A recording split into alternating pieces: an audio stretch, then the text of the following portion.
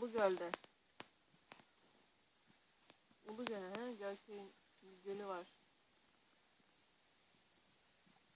Oraya gideceğiz şimdi. Sen ne yaptın?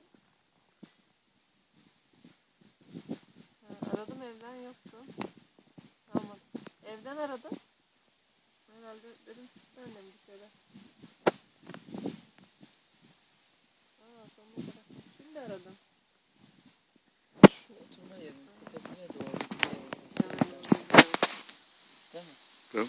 Tepesine evini yaparsın. Aşağıya doğru da bahçen olur. Benim gitti herhalde.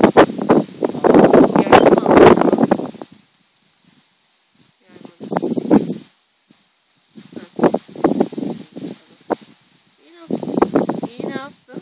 Göl kenarında oturuyor. Göl kenarında oturuyor.